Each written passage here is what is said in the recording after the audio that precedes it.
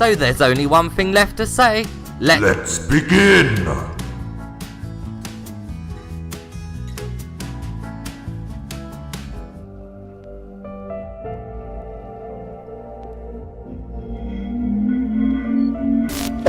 Ouch! What if someone sees me? Beep! No!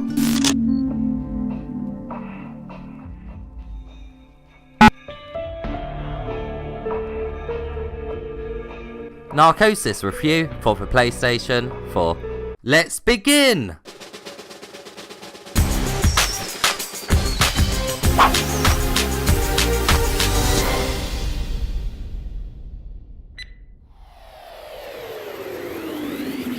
Narcosis is an underwater horror game with survival elements. Your main aim is to find transport that will take you up to the surface. As water has now flooded your workplace, you will be wearing a high-tech deep-sea diving suit for the whole journey. The suit feels quite heavy thanks to the loud stomps each of your steps make, and also thanks to your movement speed.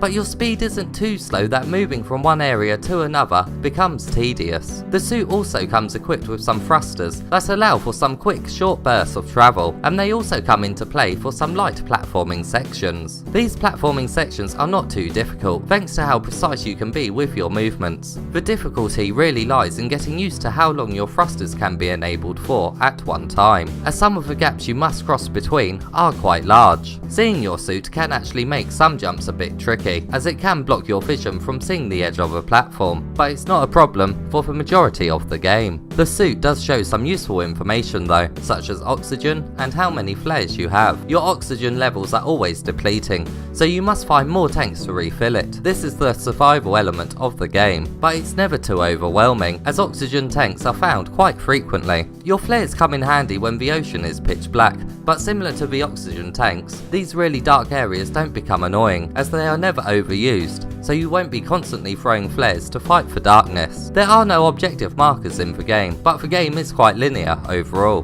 There are a few times when you may need to find a keycard or a password, but the more open areas are not that large at all, and the environments are set up in such a way that you always have a good idea of what way to travel, thanks to some excellent use of lighting. Not only is it a guide for the correct direction to take, but it also creates some very atmospheric environments, and this is really what the game excels in. The detail in the world is incredible, and each location comes across quite realistic, and not a moment went past when the game wasn't creepy. The only texture that does look a little low quality is the one found on your hands, which can be seen when using an oxygen tank. It really is only a minor complaint though, considering how amazing everything else looks. The enemies in the game are mainly fish and crabs. They really do have quite terrifying designs. Crabs you must avoid completely, which does create some stealth sections, but the layout of the area these are found in usually have one correct path to take. It doesn't make it any less nerve-wracking though, as if a crab does get close to you, it is an instant death.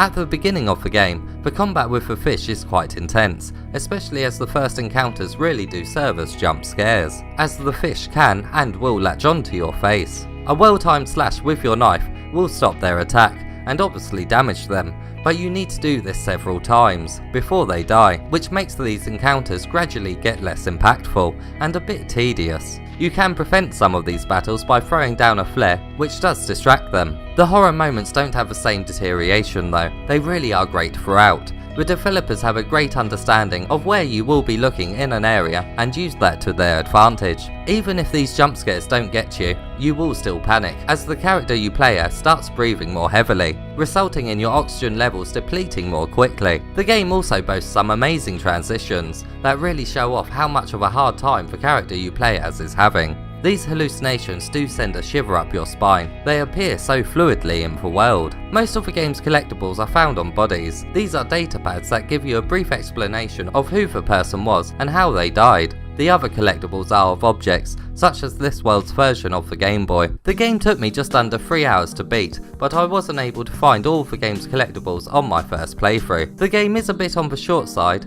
and the trophy list is also similar. In total there are 10 trophies that can be achieved. There's 4 bronze, 5 silver, and 1 gold. You will need to find all of the game's collectibles for a couple for trophies. Some other trophies unlock during story events, and the rest are related to the enemies, such as defeating a cuttlefish before it gets too close for comfort. The hardest and most time consuming ones here are certainly for finding the game's collectibles.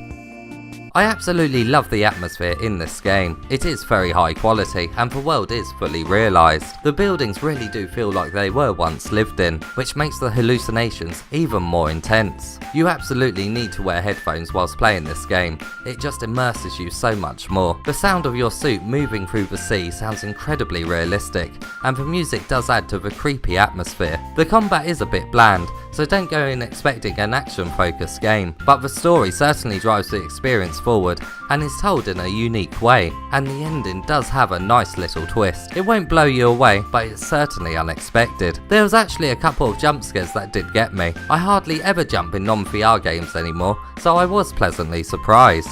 Overall, if you're in the mood for a short horror experience, then just know that Narcosis does provide quite a high quality one.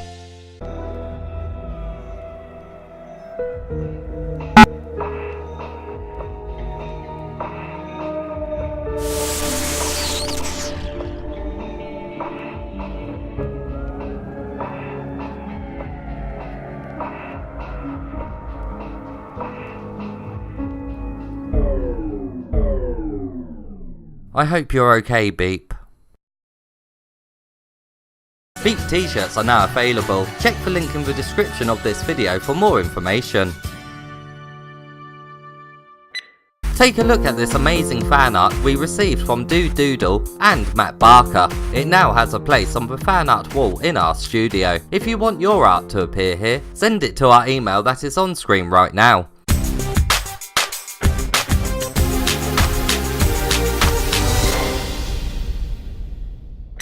If you are a horror game fan, then this game is well worth a look. The atmosphere really is incredible, and some of the jump scares are timed just right. As always, if you enjoyed this review, please give it a thumbs up and subscribe for more PlayStation related content.